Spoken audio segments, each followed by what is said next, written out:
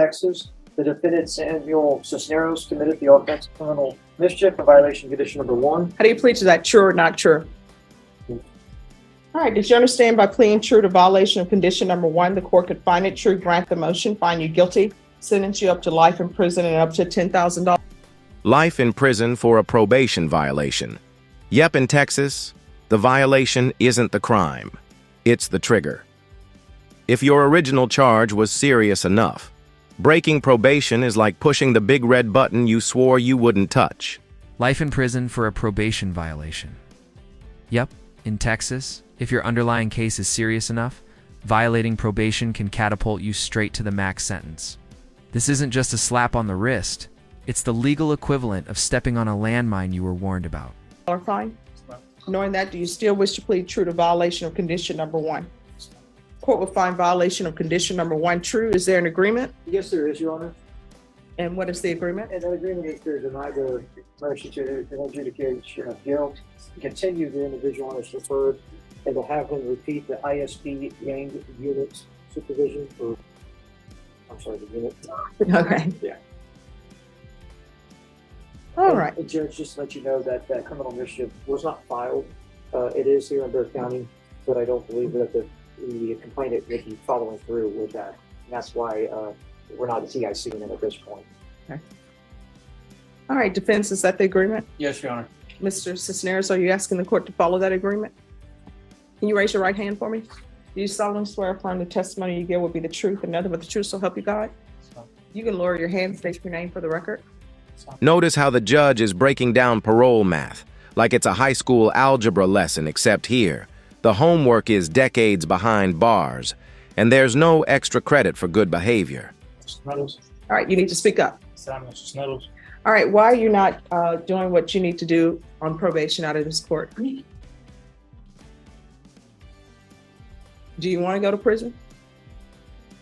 No, ma'am. All right, because you're looking at life in. Notice how the judge is breaking down parole math like a high school algebra. Lesson except the homework here is doing decades behind bars before you even get to apply for parole. And no, good behavior stickers don't speed that up. Prison. How old are you? 7. You're 27, and this is a aggravated case. So what that means is you'll have to serve half the time before you're eligible for parole, even if they would give you parole, and they probably wouldn't give you parole on the first try. So if I were to sentence you to 20 years or 30 years, you'd have to do half for that. So you do the math. I don't tolerate people who come in and don't do what they're supposed to do on probation. People need to start learning that there are consequences for action. You understand? Yes, ma'am. So what have you been doing with your life other than not doing well on probation? Because this is not the first time you've been here before me. I've been trying to do what I have to do, but I'm getting MTR almost every time. Oh, yeah, but here's the thing. You only get an MTR if you're doing what you're not supposed to be doing. So you have an MTR today because of criminal mischief. You had MTRs in the past for violations of 14 and 16. This is where it gets brutal. The judge isn't just talking law, she's talking legacy. While his kids are growing up, his chances of being there are shrinking with every bad choice.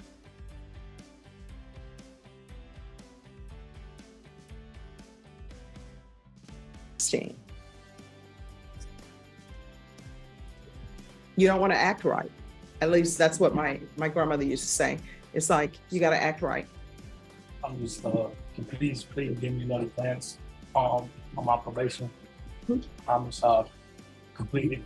You will not see me. I mean, that's what you said the last 2 times. I even wrote it. I write everything on the docket sheet.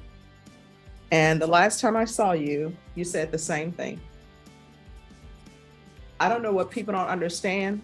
Life really is easy. It really is. You know what's wrong with it though? People make it difficult. If you would follow the rules that are set for you on probation, you would not be here before me. This is where it gets brutal. The judge isn't just talking law, she's talking legacy. You can feel her pointing out that while the defendant's kids are growing up, his choices are shrinking his chances of being part of their lives. But you won't. And the bad thing about it is I order parenting classes, so that tells me you have children. Wow. And how many do you have? 2, And what are their ages? 9, and 7. And you're not supporting them financially, obviously, because you've been at the jail. You're not providing a good role model for them because you're on deferred for what you're on deferred for, and you're at the jail picking up new cases. How are your children supposed to learn rules if you're not even following rules? When's the last time you saw your children? 2 weeks ago, before I got arrested. Mhm. And God was with me. I take care of them. Well, I mean, you're not doing a good job of taking care of them because you have this hanging over your head and you're not doing what you're supposed to be doing. So while you're spending time with your children, you're getting a motion to revoke and looking at doing life in prison. Public service announcement. Your tattoo might be saying way more than you think. In court, gang ink is like wearing a flashing neon sign that says future defendant, and no, Louis Vuitton is not giving you a sponsorship deal. And guess what? If I send you to prison for 10 years, your children will already be grown when you get out. Is that what you want? So what are you planning on doing differently? The one that I got to do on probation, take care of my kids, and do what I got to do. Okay, don't call them kids, call them children. Kids are baby goats. Yeah, children. So are your children living with you when you're not in custody? Who do they live with? I get them every other weekend with their mom. Mhm. And what is with this gang supervision? Oh, no. Well, I mean, you know why people are saying gang. You got that Louis Vuitton symbol on, and we all know what that means. Ouch. Public service announcement. Your tattoo might be saying more than you think. In court, visible gang ink can be like wearing a neon sign that flashes bad choices incoming. And no, Louis Vuitton isn't endorsing this look. And by the way, I don't think Louis Vuitton appreciates people using their designs as gang affiliation. You understand? And I don't know why people mark up their body with gang tattoos. When you do that, you know what that's like saying? You might as well write aggravated assault with a deadly weapon, aggravated robbery on your body. And maybe you would do better on probation if you would write that on your body and write, this is the length of time that I'm on probation. So you can look down at that every time you think about doing something you shouldn't be doing. Now, how are you going to support? This is the legal version of an obstacle course. The judge is saying, if you're not serious about changing, these rules will trip you up so fast. You'll be back in prison before you can even blame your probation officer. Support yourself? I got a job, Doing what? construction. You're going to provide proof of employment, and that construction job, you need to tell them that this court is not going to accept them paying you under the table.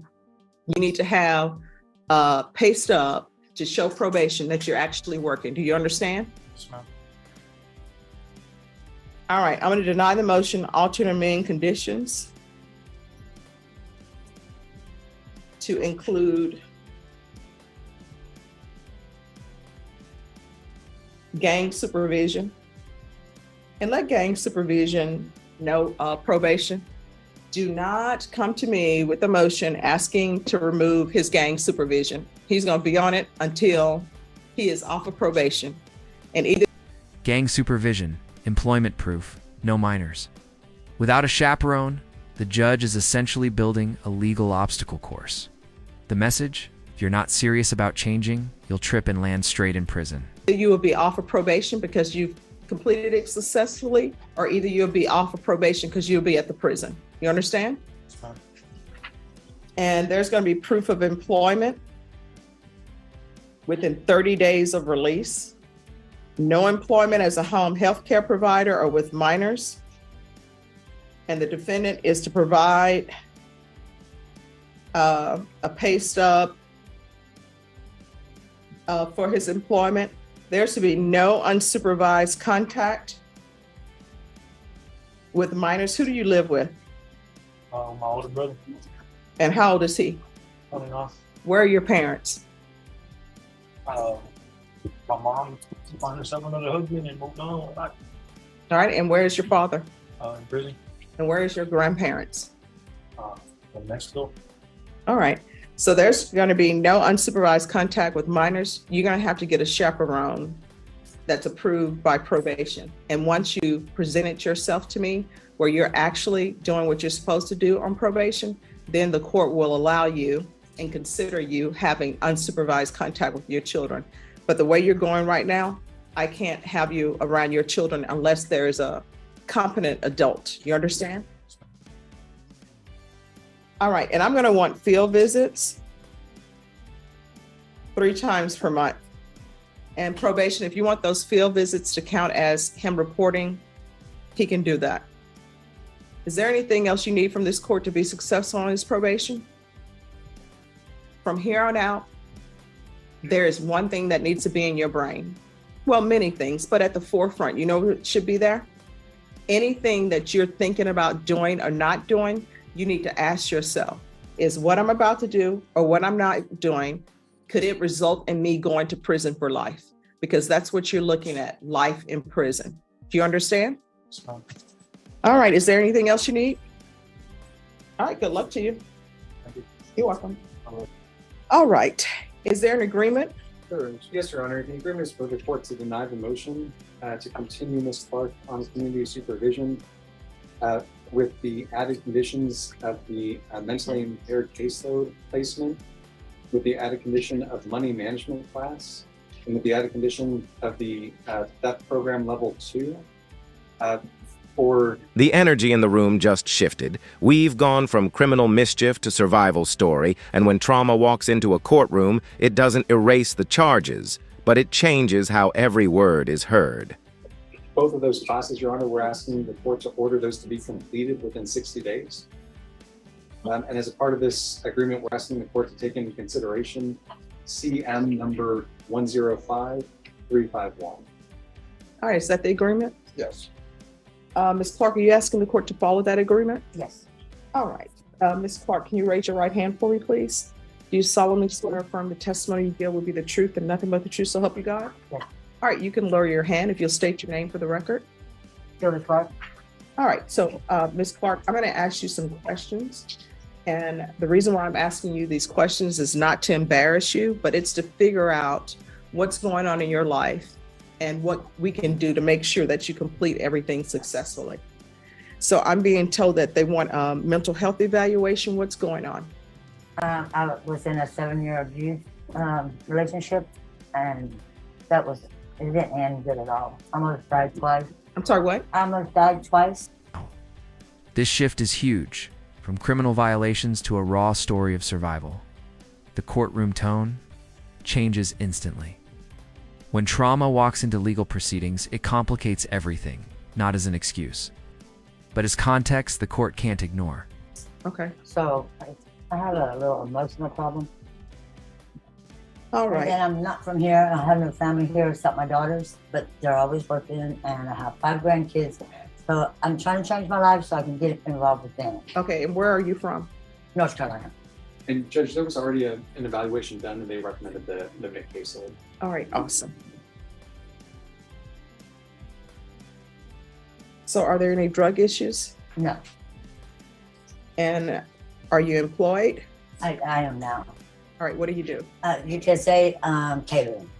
Oh, okay. What are you catering at UTSA? All the events. Well, this I whole teach at weekend- UTSA. Maybe I need to stop by and Yeah. do you wherever have any it's healthy event. food there? Yes. But, where do you teach? I can take you stuff. Because I always try to get rid of it. I don't want to throw it away. Aw, well, I can't let you I take go me with the anything. kids, going down the hallway trying to get with the kids. Oh, wow, that is awesome that you do that because, You don't throw it away. people don't realize college students are so poor. Well, they're hungry. I heard you had all your cake. We have the best brownies, that's for sure. Okay. All right, so the item that you pled true to, of course, is the money. Mhm. So we need to get you sort of on a payment plan for that. Right.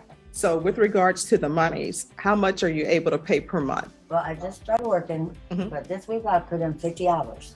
Okay. So I want to try to give a couple hundred. I'm not gonna promise that though. Well, here's the thing. I don't want you to make promises you can't That's what I keep. said, I'm not promising. So based upon your salary, how much money can you pay per week? Well- I'm sorry, per month. Okay, catering, you could get, like this week I did 50 hours. Next week this week I could do 25. But I do make $17.75 an hour. So I'm gonna say anywhere from 30 to 50 hours I will work, so All right, so are you able to do at least 100 per month? yes, yes. All right, so probation, we're gonna start off with 100 per month, Okay, and we'll start that with next month, March. okay. Listen, I haven't got a first paycheck yet. All right, because you need to start paying that off. And then even though you didn't plead true to the number one, you gotta stop, okay? So there can be no more picking up new charges. That's not a good thing. And I understand there may be, here's Guilty the on that thing. one. All right. I understand there are probably issues with that one. That's why you didn't proceed on it. But I just want to put you on notice. I honestly, That- God, I did not do that one. Okay. I know, but I didn't do that one. I just want to put you on notice that in this court, you can't pick up new cases. And if there's an issue, then you need to speak with probation. In this court, communication is key. When people are on probation, I want them to be successful. Okay. Okay, what if you get a charge, but you are really innocent? That ever happened, which is not thought. So we're going to get a UA from you today. So what are the results of the UA going to be? Drugs or alcohol. No, no.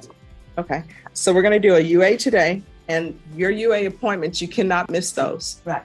All right. But am I going to the one I go with probation? Oh, no, you're going to do one right here in court today. So I'm going to deny the motion, alter and amend conditions for MIG placement. I don't know if money management is an issue. I'll put money management on there. It seemed like the issue was she didn't have employment, Right. but I'll put money management class. Theft course. Level 2. I don't know what they teach at the theft course. I'm assuming they teach not to steal. Right. And here's the thing, don't take what doesn't belong to you. If somebody invites you to the house and they ask you to